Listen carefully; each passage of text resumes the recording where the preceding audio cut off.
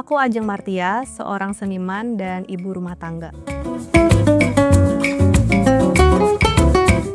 Saat ini aku sedang mengerjakan beberapa karya buat pameran di Jepang bulan ini.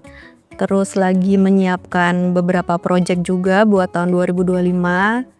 Ada proyek juga bareng suami dan juga tentunya mengurus rumah dan penghuninya.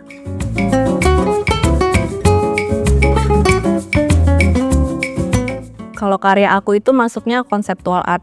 Jadi karya aku tuh nggak mengacu ke satu gaya atau aliran tertentu.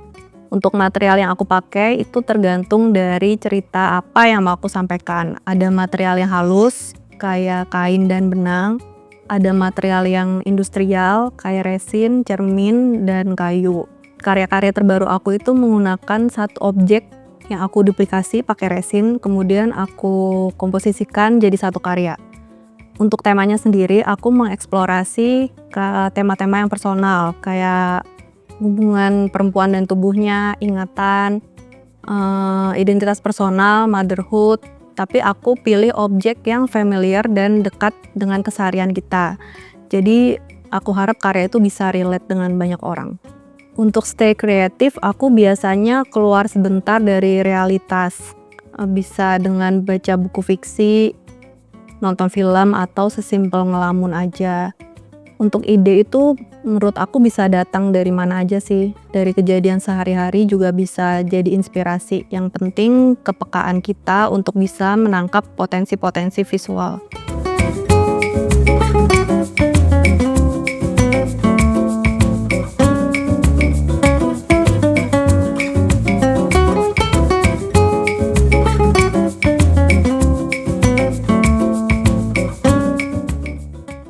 Aku tuh biasanya kalau masuk ruangan ini berarti udah nggak ada hal lain yang dikerjakan gitu. Anak aku udah tidur, rumah udah bersih. Nah itu malam-malam biasanya aku masuk ke ruangan ini buat bikin karya. Nah ini bahan-bahannya yang aku pakai 2 tahun terakhir lah. Ini resin, terus ada ini pewarnanya. Jadi si pewarna ini aku campur dulu pakai resin. Terus habis itu si resinnya aku campur pakai ini namanya hardener. Jadi ini ada takarannya masing-masing. Terus aku campur. Habis itu aku masukin ke cetakan. Ini beberapa hasil jadinya sih. Ini terus itu yang di bawah. Karena satu modul itu ngerasnya seharian. Jadi nggak tentu sih bisa 1-2 bulanan. Ini misalkan ini satu modul kayak gini. Ini objeknya krim kue. Terus ini tuh aku tempelin kayak gini nih. Jadi satu karya itu nanti kalau udah penuh, kalau udah jadi. Sama yang di sini juga. Ini juga. Terus biasanya habis aku tempelin itu aku lelehin lagi resin, jadi bakal ada efek-efek kayak ngedrip gitu. Emang ini nyeritain tentang waktu yang gak abadi gitu sih. Jadi aku pakai objeknya tuh krim kue yang emang dia kan meleleh kan, gampang meleleh. Jadi itu tuh ngelambangin waktu yang cepat berlalu gitu. Nah kenapa aku pakai resin? Karena aku sebagai seniman tuh pengen, jadi si karya ini tuh simbol dari keabadian seorang seniman gitu loh. Jadi kalau kita udah nggak ada kan karyanya masih ada nih.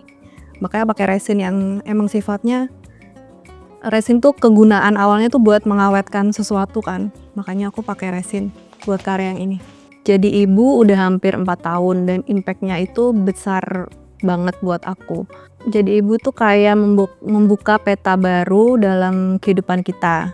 Kita ketemu karakter baru yang harus kita kenali dari awal. Kita juga harus kenalan dengan diri kita sendiri, dengan tubuh kita yang juga berubah.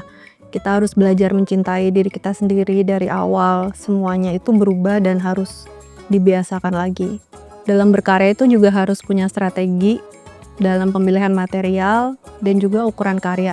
Itu kenapa karya-karya terakhir aku itu banyak memproduksi pakai material resin dan ukurannya nggak terlalu besar, karena untuk memproduksi resin itu kita butuh waktu beberapa lama untuk dia ngeset. Jadi saat aku tunggu resin itu kering, aku bisa sambil ngelakuin hal lain.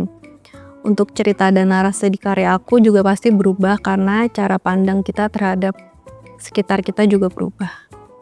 Nextnya aku pengen banget bikin satu pameran tunggal dan juga aktif untuk residensi di tempat yang beda dengan Jakarta. Untuk goals kedepannya pengen menemukan ritme yang lebih seimbang antara berkarya dan urusan domestik. Pengen memperkenalkan karya aku lebih luas lagi dan juga mengeksplor material-material dan form karya yang lebih beragam.